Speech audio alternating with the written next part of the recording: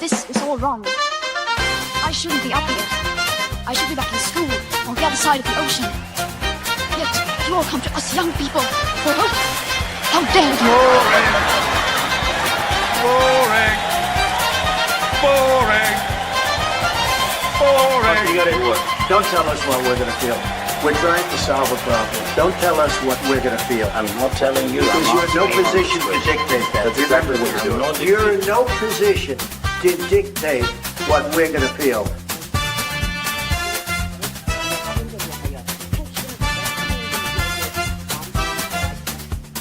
I call again for an immediate ceasefire in Gaza, the return of the sausages, the hostages.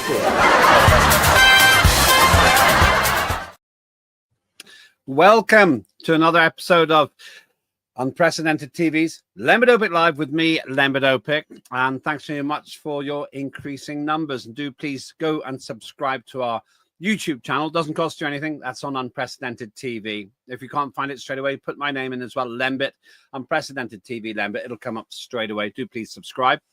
Also, thank you for all the very positive feedback we're now getting in the chat. It's a great delight to be able to communicate with you in real time while we're broadcasting. That's kind of important to us as well.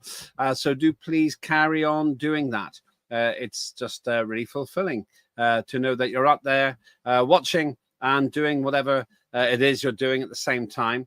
Just as long as you're half focused on the show, then I'm pretty pleased with that as well. So that's pretty good.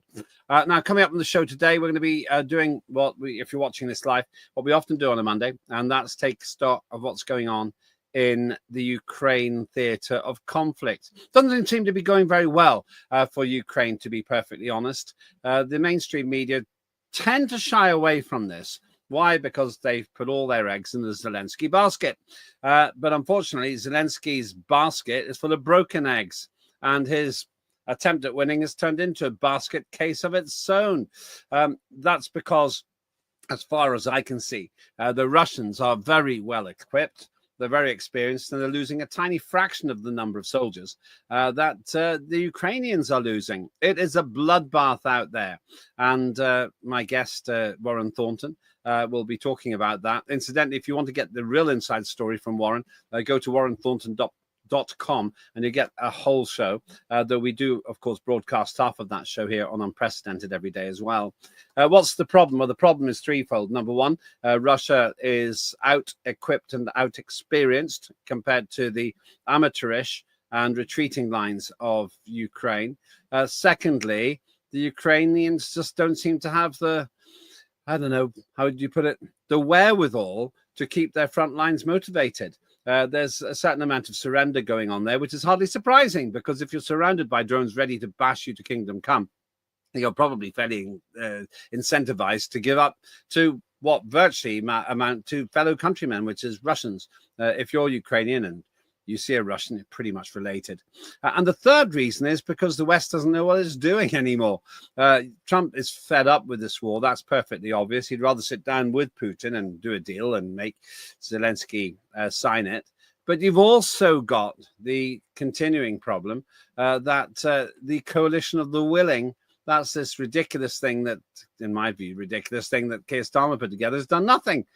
It's send some money, but doesn't really know what it's up to. They keep having meetings, but they're just committees, really. That's all that seems to be going on there. So what is likely to be happening, and what is this Petrovsk initiative by the Russians? Now, if you're not too interested in the war, you should be, because this is an absolute test case in the stupidity of Western foreign policy. When the United States turns its back on an entire war and says, we'll give you the weapons if you buy them, that's great business for the military-industrial complex across the Atlantic from where I'm sitting. Not so smart for Europe, and probably won't make a difference to Zelensky's chances of winning either. But that's my view. Let's talk to somebody who knows much more about it than I do, and that is Warren Thornton, who joins us again. Warren, great to see you. How have you been? Absolutely fine, thank you, Lembit. A lot better than Ukrainian soldiers, I fear. Yeah, it's a terribly dark situation now. I often do your show on a Sunday night live. And when we were recently talking, you had some of the most gruesome and disturbing videos, which we won't be playing on this show today. Though, of course, people can watch them on warrenthornton.com if you go across there. Big picture here. Who's winning? Russia, and they're winning huge, Lembit. Of course, we're hearing all sorts of nonsense from Zelensky and his pals and the West and the social media giants who go on there. But the situation in Pokrovsk is absolutely grim, and Kupiansk is grim as well. And for a soldier who's seen almost everything there is, especially when you're looking after people in world wars, you know, in wars and in conflict, when you're looking after aid workers, you get to see a lot. But even this is something else. Now, I was going to suggest that let's start with an actual pictorial indication, which I sort of partly understand, but you can simplify this for us. For those who are watching this live, it's a fairly recent picture of events, October the 31st, 2025. Can you just interpret roughly what this is telling us? Yeah, so absolutely. So in the red would be the Russian area, and in the yellow will be where, of course, the Russians are fighting at the moment. Now, what they do, the Russians, is they surround, or they make a pocket, a cauldron, if you will, and instead of sealing it, they basically surround it on three sides, and then at the bottom, they tend to make a bottleneck at the top. So all the soldiers are trapped in there. And they learned from Mariupol. This is from the Institute for the Study of War, by the way. So I wouldn't take that map as absolutely bang on, because the Institute for the Study of War is literally run by Victoria Nuland's sister-in-law, of course, who started or helped start the overthrow of the Ukraine government in 2014. Now, the very, very simply, you can see Minorod and Pokrovsk there. There's about 7,000 men left in Pokrovsk. There's about 4,000 in Minorod. And literally, there will be one road open to go in and out of. And they learnt from Mariupol, where the Russians lost a lot of men, around about the same as the Ukrainians, storming the city. They realised that all they had to do was surround it, literally bomb it, cut off all the supply routes, cut off all the food, water, or supplies, or whatever they might want to get, leave a little road open, and they could just pick them off on the way in or the way out. And it's been an incredibly successful tactic. So if this is a copy and paste approach by the Russians, why haven't the Ukrainians and that brilliant military leader, Volodymyr Zelensky, found a solution to this? Well, a lot of it is to do with the PR, Lembit. I mean, only today, over the weekend, we had 11 men be sent to their deaths trying to plant a flag in Pokrovsk on the steel mine there, because the Russians planted one. They flew a drone at it, blew it up. They wanted to put their own flag in. They sent 2 helicopter loads of guys in there, and they were all killed within 15 minutes by the drones that were waiting for them. It was pretty awful. But they don't learn from this, because at the end of the day, it's a PR disaster that they don't want. They want the PR win, Lembit. That's why they sent those 11 guys to their death. Tell us briefly about that. We can viewers can get a more accurate picture of what happened by going to your show or on warrenthornton.com. But give us a brief summary of what this gesture was. And I don't understand how putting a flag on occupied territory changes the control situation. It doesn't, but what it does do is you can then try and throw that at Washington and go, look, there is no crisis in Pokrovsk. We're in full control. Look, there's a flag flying over the steelworks. So when the Russians actually got in to Pokrovsk, they planted a flag on the sign of the steelworks in Pokrovsk. Then the Ukrainians sent 3 men in with drones, and they then blew up that flag on the top, on the sign of the steelworks. But of course, they lost their 3 drone operators doing it. Well, this time they decided they were going to convince everybody that everything was okay in Pokrovsk. So they went to a place called Pavlorad, which is about 90 kilometers away. they got 11 silly Ukrainian souls to agree to go in and do this stealth mission where they were going to go and plant a flag and make their way out. Well, it was never going to work. The Russians were waiting for them. 2 helicopters flew in, 5 in one helicopter, 6 in the other. Both helicopters were brought down. We believe that they had American mercenary pilots because, of course, they were Black Hawk helicopters. They were brought down, and literally the Russians with these drones literally polished off these 11 guys in the space of about 20 minutes. On your show, you've got some pretty graphic representations, well, actually video of what happened. Yeah. Quick question. How can we be sure that it's not fake video? Very simply, because they're from Ukrainians. And this is a problem that Ukraine have. They will try and spin this left, right and centre. But once again, this is another disaster like Kursk, which was an idea that was put forward by British intelligence, the same as going into Krinky. Now, Krinky is a little place just across the river opposite Kherson, and they tried to take a little landing area there. It was only a tiny little village. They lost 2,000 men. They've already lost 10,000 men in Pokrovsk. They're about to lose another 11,000 with Minorad pulled in. So that's going to be 20-odd thousand. So in terms of that map, the two circles we're looking at are the one at the bottom in the middle next to the word Pokrovsk, and then the big one, the biggest one actually on the map, Minorad. Why are these places important?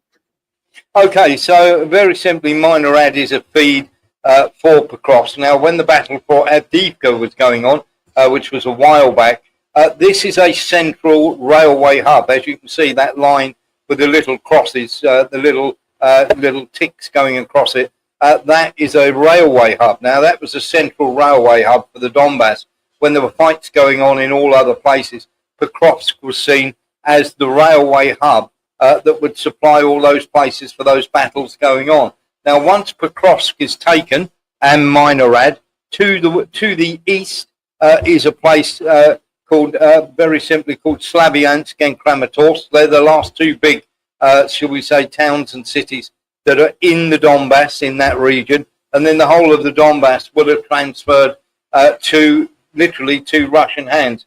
And if you were then suddenly to go left, as you can see where that blue is there at the very top of your map, that is where the massive, shall we say, interweb of Ukrainian trench lines finishes. Once they get beyond that, they are in behind the Ukrainian defences, which was this huge line of an intricate network and spider web of trenches. And once they get beyond that, then they can push straight up north, or they can turn west. And there's very little apart from one major city called Pavlorad, which is in the way, and then they will be at the Dnieper River.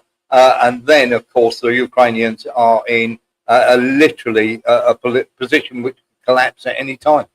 Why? And why is the Dnieper River so special?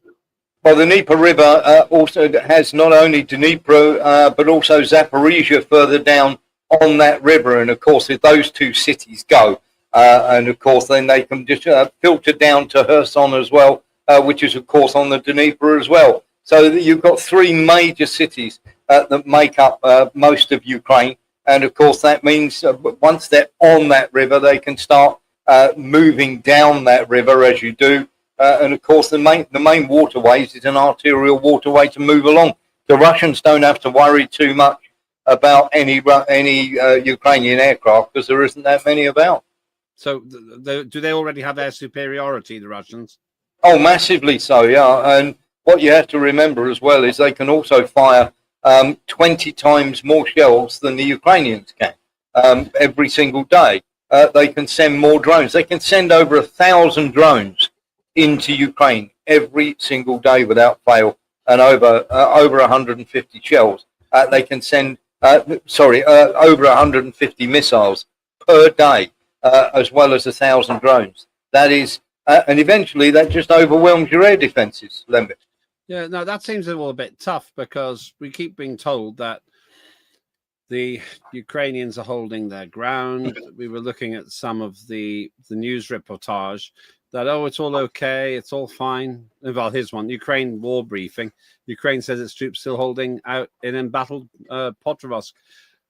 Ukraine military says it's improved positions in several districts, while Moscow says its troops aren't closing in on Ukrainian forces. It sounds to me that you believe the Russians before you believe the Ukrainians. Oh, well, they are telling the truth, but they're not telling the whole truth, because what happens is the Russians go and take a position.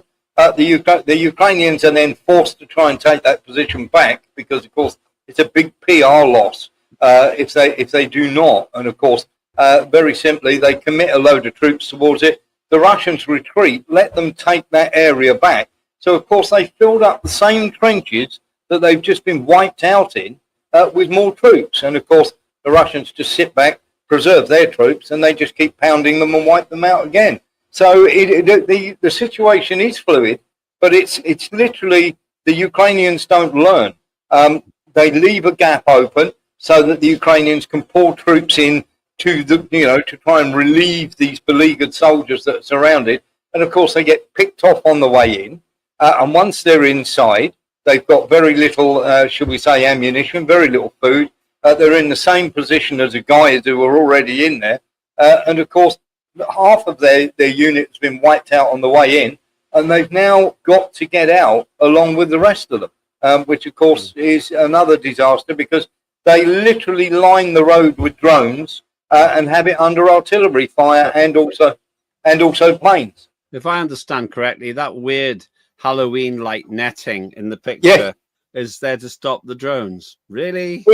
It is, and here's the stupid thing. They spent over 700 million in various areas, shall we say, on netting, and they sent this netting along. And of course, all you use is one big drone to blow a hole in the netting, and all the other drones can just fly straight into that hole and then just carry along. So it becomes a death trap, because what happens is the vehicles and the men that are in there can't get out. So they become just an absolute, it's like a spider's web for the Russians. They blow one hole in there, and then, of course, as the trucks or anything else, all the people try to get away, they're stopped by that netting. So they become absolute sitting ducks for the Russians. That's just nutty. It looks ridiculous. That's not going to stop an army. All you have to do, presumably the stuff burns, but it'll certainly be blown apart. It's so febrile. It's just so weak. It is. The other thing about that, Lembit, is you have to remember that the Russians now have what they call mother drones. So they go and they use a couple of drones to blow a big hole in one part of the net, and then what they do is they send these mother drones in, which have got 6 or 7 drones attached to them, and they just travel the length of this, dropping drones off as they go, like little limpet mines, like dropping off the kids to school. And of course, they just sit there and they wait for a truck to come along most of the time. Sometimes they'll fly along and blow something up, but 9 times out of 10, they'll just sit there waiting. That's really grim. Well, we want to come back to this in just a minute. Just before we go into the break, summarizing the situation in this place called Petrovsk, which many people haven't heard of. What's going to happen there? Well, it's going to be in Russian hands. It's already 80% in Russian hands. There's a place in the north called Kupiansk, which is very close to falling into Russian hands. There's a river flows through the middle of it called the Oskol River. The Russians are all down the left-hand side of that, or left-hand side. I should do it with that hand, shouldn't I? They're all down the left-hand side of that. And, of course, on the right-hand side, they're now starting to move into there. They're blowing up any boats. They're trying to get out. The Ukrainians are trying to get out along the Oskol River. That's up in Kupiansk, near Kharkiv, the north of the country. And, of course, Pokrovsk is central. That is getting pounded at the moment. And that is a major problem as well. Hold that thought. You're watching me, Lembit Öpik, here with Warren Thornton, who is an investigative journalist, a former sniper, a military expert, talking about the problems facing Ukraine in its, in my view, rather disastrous war with Russia. What happens next? What about the propaganda? Can you trust what you see in the mainstream media? We'll cover all of those in a minute or two. First, I want to remind you of one of the great shows we have here. Tim Scott does Tim Scott Uncancelled. He's the head of the Freedom Association, which has got half a century of fighting for your freedom of speech, for your independence of thought, for your right to say uncomfortable things. And he often covers news stories which you may not have seen in the headlines. That's Tim Scott Uncancelled.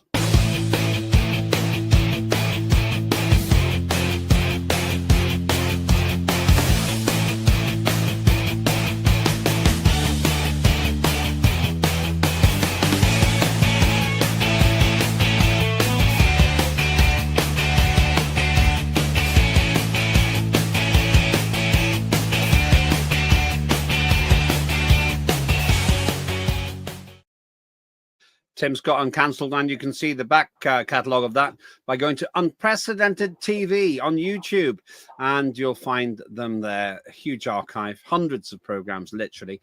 And if you're interested in sponsoring a show or even having a show, give me a call. Get in touch with us. We're always interested in new ideas.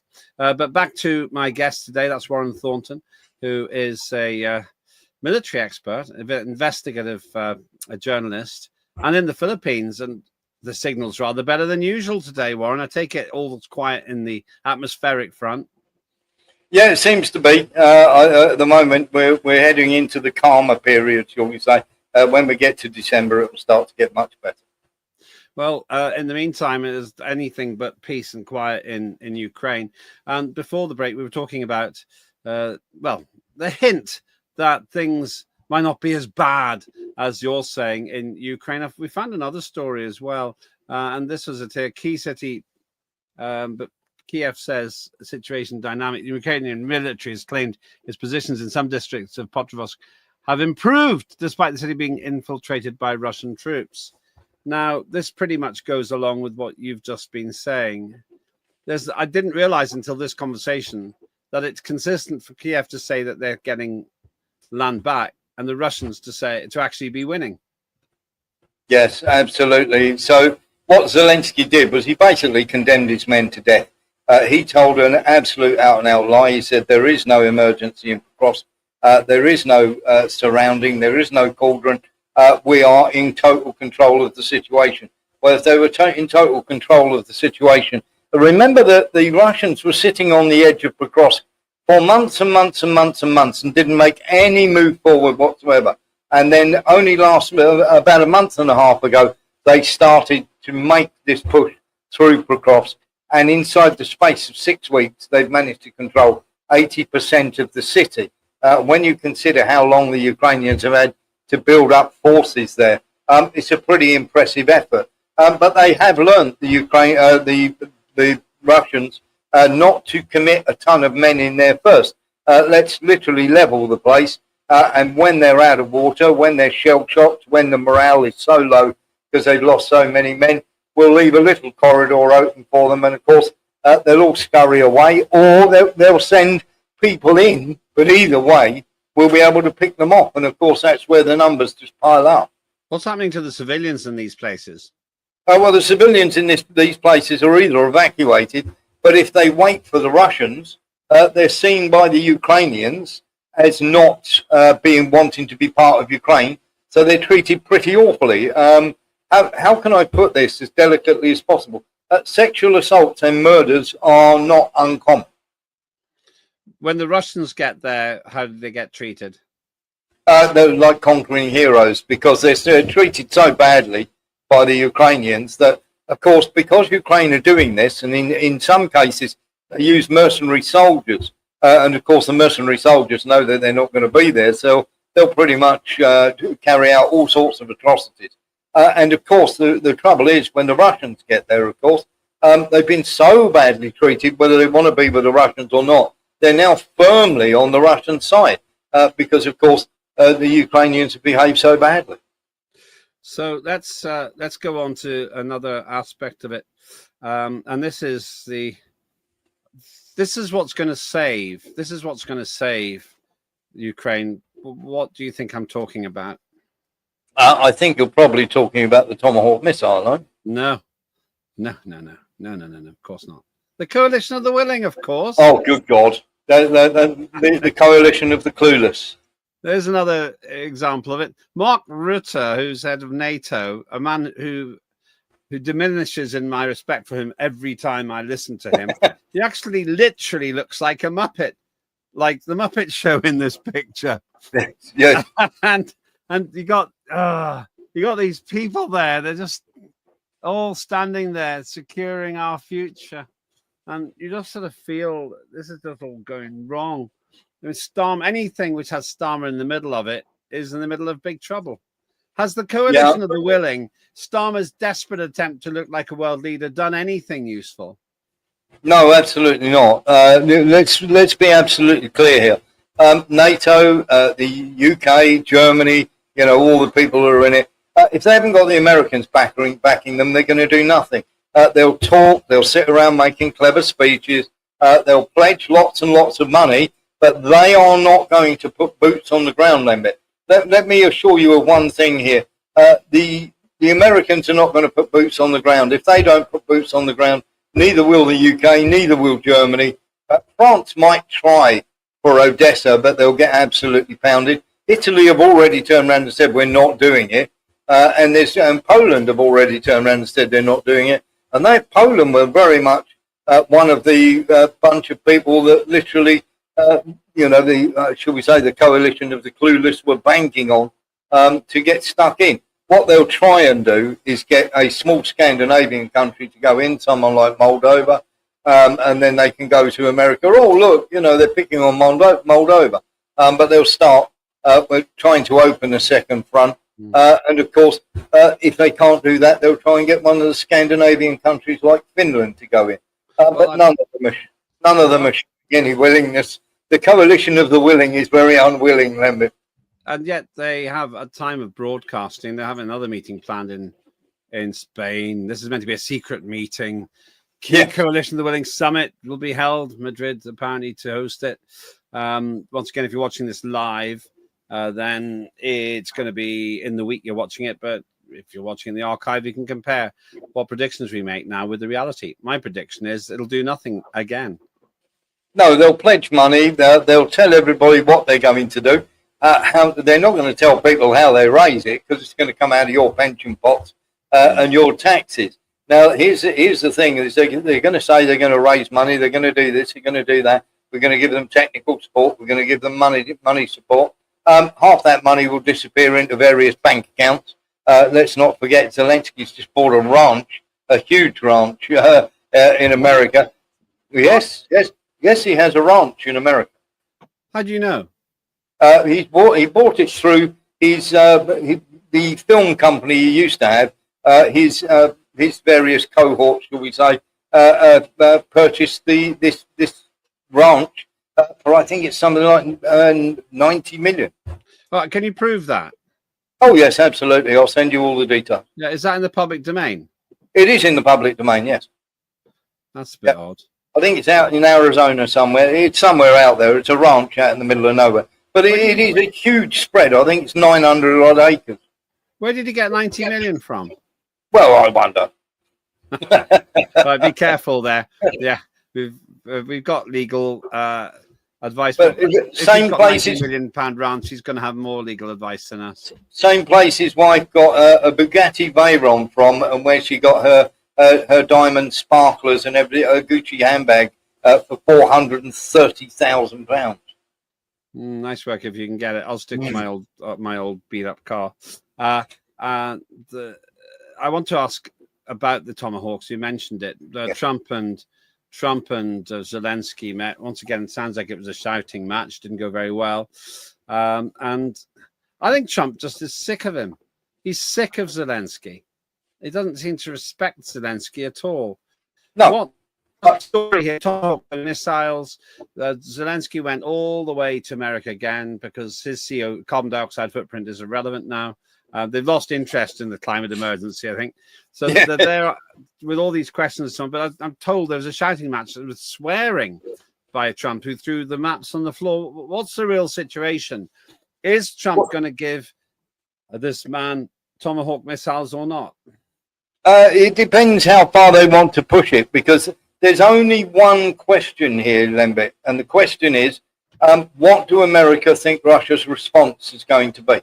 It has nothing to do whether they've got the amount of missiles to give to him. It's got nothing to do whether Zelensky wants them or not. It is if they give them to him, how bad is Russia's response going to be? If it's a response against NATO inside Ukraine, America will give him the weapons. Now, the think tanks are all saying that Russia will hit NATO, and they'll hit them hard, but they'll hit them inside Ukraine. So therefore, it is justifiable that we take the risk. But America do not want to escalate this to a point where we get literally, because remember that once you give them these weapons, the last thing American can give them in the terms of missiles will be JASSMs. And after that, you've got to decide whether you're going boots on the ground or nuclear weapons. So it is this very delicate balancing game that they have to play here. That makes me really quite nervous about it, to be honest with you, because Yes. I don't get the feeling that Trump's got any interest in this war. His war hawks do. It's a military-industrial complex. Would like this to keep going, because while this is keeping on going, they can take over places like Nepal. They can, take over places like Venezuela. The Russians are nice and busy with Ukraine. We can take it. We can, make sure that the fall of Syria happens, and we can also have a go at trying regime change in Iran. So they've got all these irons in the fire, and as long as they can persuade Ukraine and just give them enough to keep them going, they'll keep the Russians busy while they're overthrowing BRICS countries elsewhere. But at the same time, slightly breaking news, if you're watching it live, there's talk that the Putin-Trump summit might be on again. It'd be interesting to look back on this program in a week or two and see what happens. But after it was on, then it was off. It seems to be coming on again, and I've got a feeling that although there's an awful lot of piffle said, I've got a feeling that this summit is possible. And if Trump gets fed up enough, he might just meet with Putin, enforce the solution on Zelensky there, who, as you say, seems to have become amazingly rich considering his modest salary. And that could be it. Okay, there's two reasons why that won't happen. The very first one is Marco Rubio. He's the one who scuppered the deal in the first place. This guy is everybody thinks he's neocon light. He's actually neocon dark. Trump is surrounded by bad people. He's got Vice as his chief of staff. He's got a couple of generals. He's got CIA Director Ratcliffe. He's got Marco Rubio. Tulsi Gabbard was sidelined the moment she turned around and said that, no, Iran haven't got any nuclear weapons anytime soon. She was pretty much drenched and thrown out on her ear, and he's now very much on the sidelines. So, of course, he's surrounded by people who would like to continue wars all over the place. So, and the second thing is they've not been listening. Trump literally was told by Putin in Alaska, and the Russians are very angry about this. He was told by Putin in Alaska that this is happening, and Trump turned around and said, well, okay, so a ceasefire is not the way to go. Then he did a complete 180 and said, let's have a ceasefire. Now, as far as the Russians were concerned, they were waiting all this time to hear that he was going to tackle the three root causes, which is denazification, demilitarization, and no Ukraine in NATO. Well, the first one's a given, but of course, then again, Ukraine was saying, well, we'll decide whether we're going to go in. And of course, there was the land issue and everything else. But it's not the land issue for the Russians. For the Russians, they see NATO as an existential threat, and any forces that are assigned to NATO as an existential threat to Russia's existence. And until they get that into their heads, while they're still going, oh, we can do a deal for this for oil, and we can do a deal with this and swap a bit of land and everything else, all the land that Russia are sitting on is now staying with Russia. That you can take that to the bank. Well, then I'll express my opinion. I really want them to meet. But I can see that for Vladimir Putin, if Zelensky holds out for more, he'll get less. Because if Putin is doing as well as he seems to be, he'll say, well, I was willing to do a land swap and stop fighting. But if you don't want to do that, I'll just take the land with fighting. Yeah. And so, although it's messier and it'll cost lives, especially on the Ukrainian side, Vladimir Putin's got the power to do it. He's got the the resources to do it, and no He one's has. going to challenge him. So, No. so in that sense, he doesn't need to have a bunch of allies. Whereas Vladimir Zelensky is entirely playing the beggar's role. Just Yeah, well, asking, here's what you've got. You don't want America to stop the war. Why would you, Lembit? Very, very simply, Europe are going to buy all their oil from you and not from Russia, where perfectly feasible. And Europe are going to buy all their weapons from you. So that's going to keep the military-industrial complex happy. And, of course, America's going to be coining it in. And, of course, Europe are going to want to be keeping Europe on, to be keeping America on side. So they're not going to complain too much. And, of course, Europe's going to be the loser here. I mean, for God's sake, even your fish and chips are going to go up in price. why fish and chips? So basically, what's happened is the EU have now turned around and say that you can't buy from Russian fish farms, which there are many, many of them that supply the EU. So you can expect the price. As one of my friends turned around and said, you must be codding. Oh, great. No, you Yeah, can laugh but at that. I'd like to apologise to viewers for that. This is how petty and stupid the European Union is. It really is ridiculous. I didn't have time to have a look. I meant to. I now remember look at the growth rate in Russia for now, but I bet it's more than United Kingdom. But last year the growth rate was 4% in Russia, with all the sanctions, with all the everything. Yes. And meanwhile, we were languishing in the doldrums. It leads me to my last point, really. We came across a very defiant man with a very big sign that Ukraine will never surrender. There we are. Ukraine will never surrender. I don't think that's true. What do you think? Well, you've got two choices: negotiation or obliteration. And at the end of this, any war finishes. There's only two outcomes: negotiation or you get obliterated. And the losers, they don't get to choose what they get. You get crumbs from the table, as it were. And very, very simply, Ukraine, while there's something left of it, need to negotiate. If they don't, and let's face it, Europe and everybody else will be pushing them not to, they'll lose more and more men. And I'll tell you something you want to keep a watch out for. To find how ruthless Europe are in keeping Ukraine fighting, you just wait and see. They will start to all those people that they let go, the 18 to 24-year-olds who went abroad, they will start to repatriate them back to Ukraine en masse when the position becomes so bad that the Ukrainians can't put an army in the field. They'll actually send their men back. They're not going to be able to do that, though. How can they force people to go back? They'll find a way.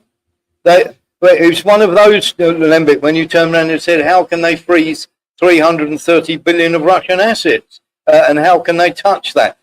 Because, of course, it's the Russians' money. You can't be messing about with that. They'll find a way. Well, I think they backed off on that, actually. I thought they were going to start only because Belgium stopped them. They were all for it. I bet you they were relieved, actually, but that's a different story. I've got time to explain that whole thing, but essentially they wanted to swipe money, as far as I understood it, not from Vladimir Putin, just from Russian people. Businesses. Maybe rich people, but Russian people. Yes, they're basically. So the idea was to seize all this money. What they didn't work out was that 230 billion worth of assets are still sitting in Russia. And of course, once they did that, once they stole that money, then nobody would ever invest in Europe again, because they would turn around and go, well, when's it our turn? If they get annoyed at us, they'll freeze our assets as well and then steal our money. So, of course, nobody would then invest in Europe whatsoever. So all round, it's a very bad play. Okay, so last word to you in terms of the big picture, and then I'll ask you more, Thornton. How do you think this plays out in terms of the immediate next week or two? Is Russia going to get all those juicy places that are strategically important to Ukraine? Yes, by Christmas, Kupiansk and I would imagine Pokrovsk. Now people go, oh, but I'm always, you have to clear a place completely before it's completely under control. People go, oh, well, why not? The Russians are very methodical. When they take it, they don't want to give it back. So by Christmas, Pokrovsk, Kupiansk will be in their hands, possibly Siversk, and possibly another couple of small towns as well. And they will be getting ready to make that punch through the last of their lines. And then, of course, they'll make a hook to the east, northeast, and they will surround Kramatorsk and, of course, the other places that they need to take in the Donbass. So more Russian victories, more pain for Ukraine, more money for Ukraine, more rhetoric from NATO, and more nonsense coming out of the Trump camp where they say we're going to give them this or we're going to do that. It'll be a game changer. Every time they give them a brand new weapon, it never changes anything. The Tomahawk is no better. It can travel further than a Storm Shadow, but in essence, it's no better than a Storm Shadow. Thanks so much, Warren. Where can, apart from the fact, of course, we play out the first half of your show on a daily basis here on Unprecedented TV, where can people get the full show? People can find it at Patreon. They type in, go to Patreon and type in Warren Thornton, or at warrenthornton.com, Monday to Friday, 6 p.m. to 8 p.m. GMT. And, of course, on Sunday nights with the wonderful Lembit Öpik from Unprecedented TV, 7 p.m. to 9 p.m. Thank you so much. That's Warren Thornton at warrenthornton.com. And do please subscribe to Unprecedented TV on YouTube. You'll find us at Unprecedented TV. You can put my name in it if you want to save a bit of time. Lembit, L-E-M-B-I-T. You get straight there. It's just spelt the way you see here on the screen. Hope you find that interesting. In summary, Warren reckons that Ukraine is losing lives, losing ground, and potentially losing morale. Russia and its war machine just keeps trudging slowly on through the ever colder streets and fields of Ukraine. If you ask me, the outcome of this war was settled before it started. Ukraine could never win it. And the three demands made by Russia have never changed. I hope, my opinion here, that Donald Trump and Vladimir Putin can come to a settlement. I have no expectation of Volodymyr Zelensky having any significant role in that, because he who pays the piper calls the tune. And Donald Trump has been, or at least Americans have been, paying Zelensky for his war. And Europe has done a lot of talking, but not that much investing. And as Warren says, and I agree with him, I don't see any European leader being willing to put up with the bad PR of body bags coming back to their particular European countries or the UK with no progress in Ukraine. As such, I think it is time to negotiate. Is that a surrender? I don't really care, because that surrender, if it came, would stop the loss of life. Thank you very much for watching. Do please enjoy the other shows. Go to the archive as well. Have a look for yourself. Unprecedented TV on YouTube. And do let us know what you think. And also happy to have a chat with you on X. Go to @Lembit Öpik, where you'll also find these shows. Maybe that's where you're watching it. Lots more coming up this week on the show. And one last thing for you. We're dead serious. If you've got ideas for shows, you let us know, and we'll see what we can do for you. I'm Lembit Öpik. That was Lembit Öpik Live here on Unprecedented TV. Have a good day.